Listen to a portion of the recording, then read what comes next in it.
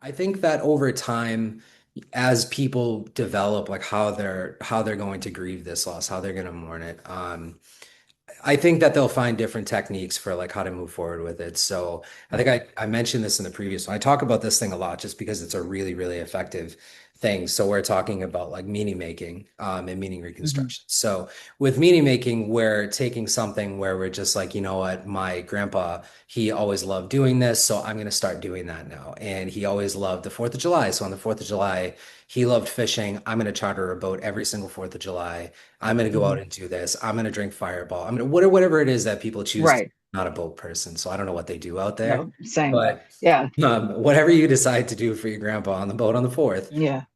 you do it in their memory. So that's like a really Mhm. good way of, it doesn't bring any kind of, well, I won't say it doesn't bring any kind. It doesn't bring concrete resolution for a lot of people, but it at least kind of gives you something where you're like, okay, I'm not walking away from that person because they Right. don't deserve that, but I also need to find a way to move forward and be okay, like find some like modicum of okayness.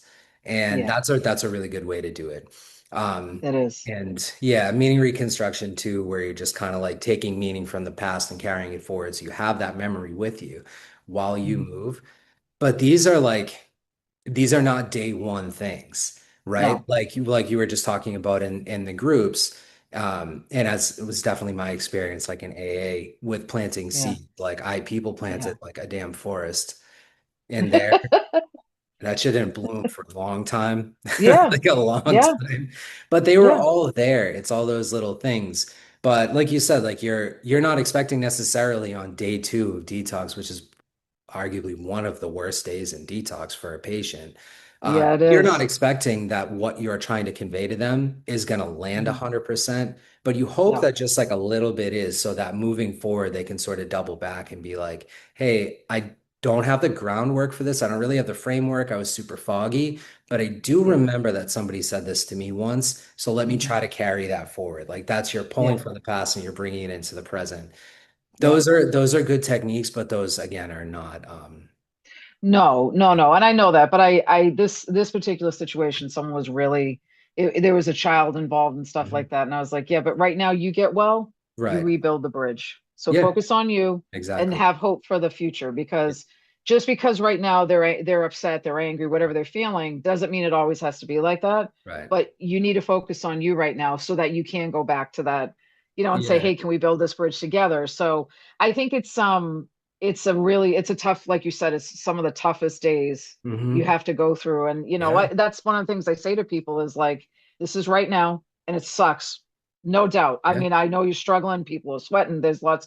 I'm like, but you get through this, you never have to do this again. Right. So you just got to get through it, take it hour by hour right now. You know what I mean? And I think it's a really courageous thing to do, to go into to detox and try to work Yeah. on that. I really I'm amazed at people who struggle through and get through. And even if it takes you a few times to do that, you're trying. That's how I Right. look at it. I'm like, someone said, "Oh, I'm back again." It's like, well, but you're here and you're safe. Who Still here. cares? Yeah. No one's keeping score. Like really, No. nobody's keeping score here. You come Yeah. back, you got to work through it. Then we'll figure out what didn't work last time to make it work this time. Right. And I think that's a big grieving piece of it too. There's a lot of shame and guilt around Oh addiction, God. and Yeah. Guilt, yeah, shame, and and I everything think once.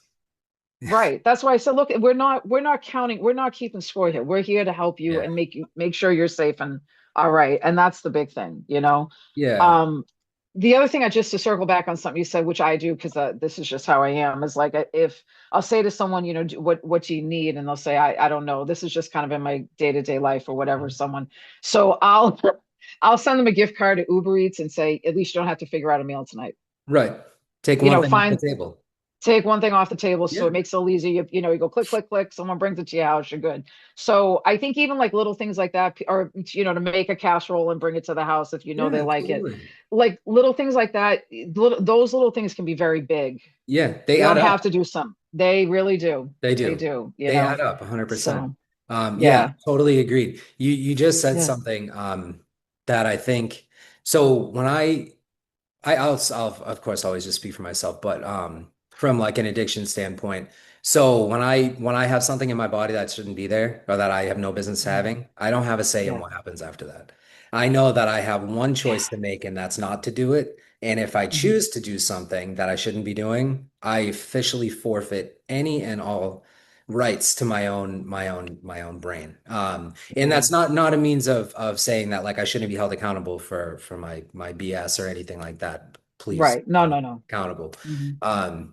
But what I'm saying is that like it really does open the door for all of like that stuff that snowballs after the fact. So for me, like getting sober, um, I didn't make the decision to do it because I didn't really want to. Yeah. I honestly didn't. I wasn't happy. I was so miserable. Nothing was worth the substances were no longer working for me anymore. I was Yeah. just doing it because I had to do it. There was the compulsion there, and I just needed to keep doing that.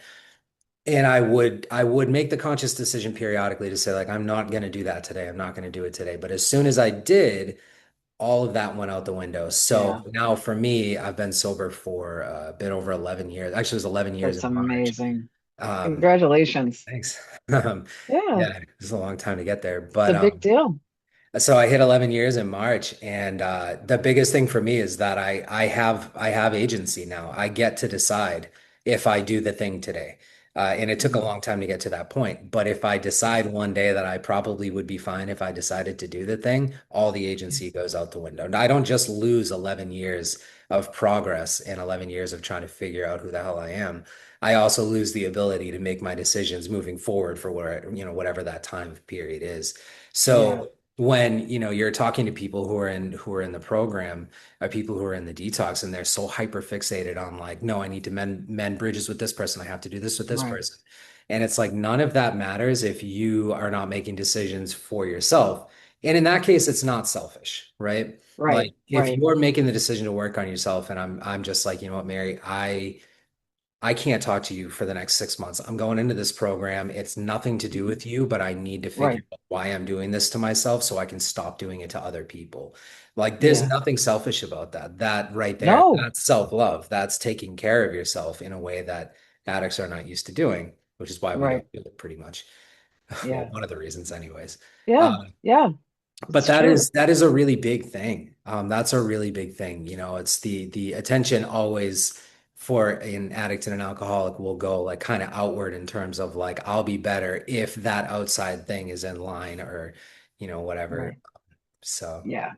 Yeah. I mean, it's I think addiction is very, your mind can turn very cunning against you. oh Even yeah. though it's your mind, Yeah. it can mess with you so Oh yeah. much. And it's learning a lot of new things. And like I said, I am amazed at some of the courage I see people when they white knuckle through and they get through the next day. And Right. I walk out and I still see them there, and I'm like, you're still here. You made it through. Right. Like, you know what I mean? You made Yeah. it, and that's great. Yeah. I'm always happy to see that. And if someone, goes out AMA, then that's where they are right now. But when I walk out, I know someone's having a bad day and I walk out the next day and then they're still there. I'm like, yeah, you got, I fist bump, you got this, like, And kind of that's thing. like Cause such an yeah, unbelievable victory to sit it through that really is. because really what addicts and alcoholics like me don't want to do or have like an outward refusal of doing is being uncomfortable. We Yeah. don't have the capacity to be uncomfortable. Like total Mhm. crybabies. I was anyways. I don't speak for anybody else, Oh, but I know I'm not alone in that yeah. boat. Nope. We don't know how to deal with the uncomfort because those substances had really changed the wiring in our brains to make it so Yeah. it's like, a baby who's uncomfortable because they're hungry, crying and screaming, getting what they need. Like Yeah. that connection is made, but just in Yeah. a really, really maladaptive way Mhm. with substances and Yeah. alcohol too. So it's like it's a frustrating thing to go through. It is, and it's Yeah. and it's maddening to see from the outside. Like I've seen it from the outside, Mhm. certainly as well as the inside, just from Yeah. from being in the facilities and stuff like that, and trying to Mhm. work my way through it. And it's a really hard thing to watch. And there's also a really narrow view on it too, right? Like Mhm. societal, the Very view narrow. on that is very narrow to the It point is. where like, my mom could be home like going through this grief process because I'm either out somewhere, she has no idea if I'm alive or if I'm dead or whatever. Um, Yeah. And like you're like some people almost don't want to talk to anybody about it. You don't want to say like, oh, Adam's still really struggling. And it's like kind of like their way of protecting the person of like, I don't want anybody to have that narrow view on them or to think those Right. terrible things about them. Like it's not a matter of willpower. It's a matter of Right. addiction. It's a No. Well, psychological.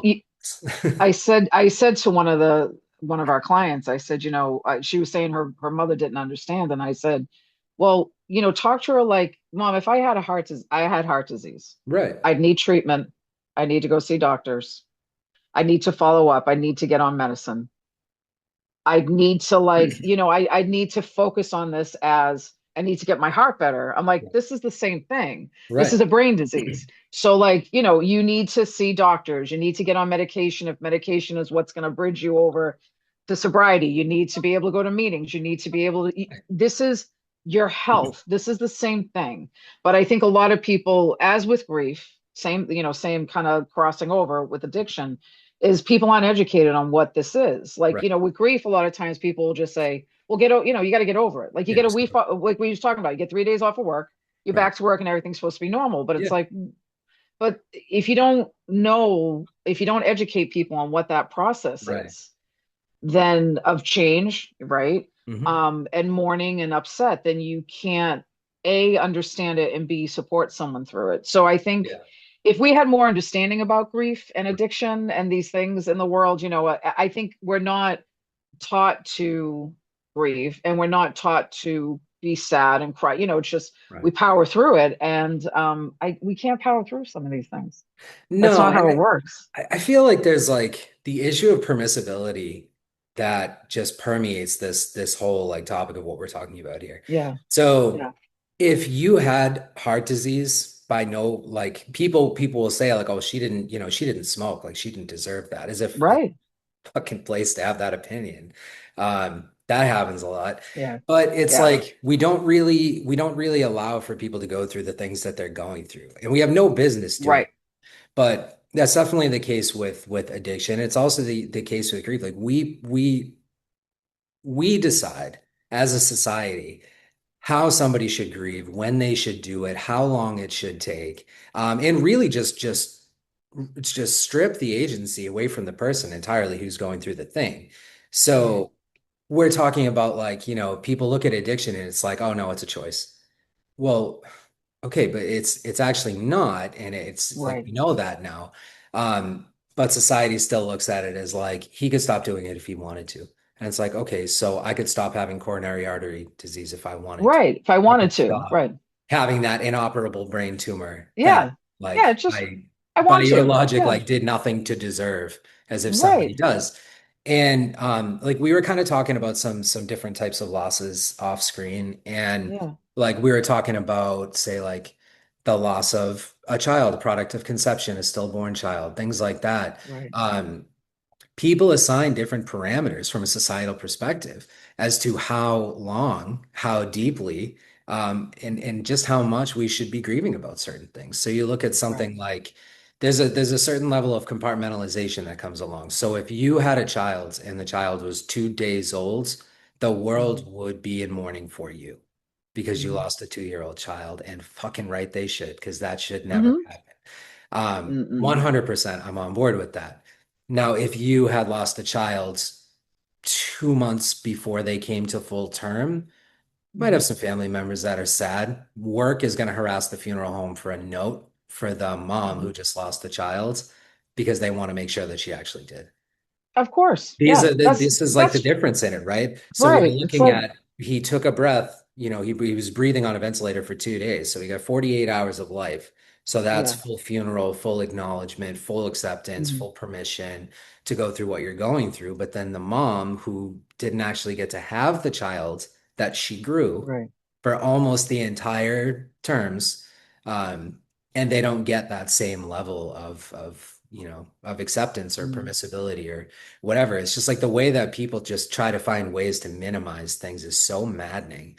And I see Yeah. that in what I do. I deal with a lot of moms and dads who have lost a child for products of Yeah. conception, stillborn child, things of that nature. Hmm. They get treated so differently. And Yeah. it hinders the grief process. It really does. In a Yeah. really big way, it does. Um, Yeah. yeah. Yeah. And I think it's one of those things that it gets minimized because people don't know how to talk about it. Right. Like, and I'll there's times that I'll text someone, I know they're going through someone. I'll say, I don't, like we were talking about earlier, I don't know what you're going through, but I'm Mhm. here for you. If you need some, you tell me what you need, I got Yeah. you. But I don't know how to support you, so whatever you need to just tell me. I'm here 24/7, and I truly mean that. Like if someone called me and said I really need to sit like for a Right. while with you, I'd be like, come on over, we can sit and Right. have some tea, and I'll just be quiet. We can look at the birds. I don't care, Yeah. because it's something for somebody to, have a connection for a moment at a time they may really need it. Yeah. So I think we got to be okay with the uncomfortable. And yeah, we may step in it. I've stepped in it. I've Oh, absolutely absolutely. said Yeah. something that I'm Same. like, oh my God, like, you know what I mean? And I'll say, I'm so sorry. Like, I don't know. Please Right. know that it came from like, I didn't mean to do that, but Right. it's also like, I think what happens with a lot of people for things like that, like for example, like someone goes to jail in your Mhm. family. Yeah. That person, no one talks about them anymore. Right. They're gone, you know what I mean? And meanwhile, this family that's out in society that's, you know, mourning someone who's gone to jail, or Yeah. mourning, you know what I mean? Like, or someone's away at, they've gotten deployed. Right. They don't know what to say. People don't know what to say. And it's like, well, you don't have to have a big conversation sometimes. Even if Right. you just ask, like, hey, have you heard from someone? How they doing? You Right. doing okay? Like, I think, and if they want to talk about it, they will. And if they don't, they'll be like, yeah, yeah, they're fine.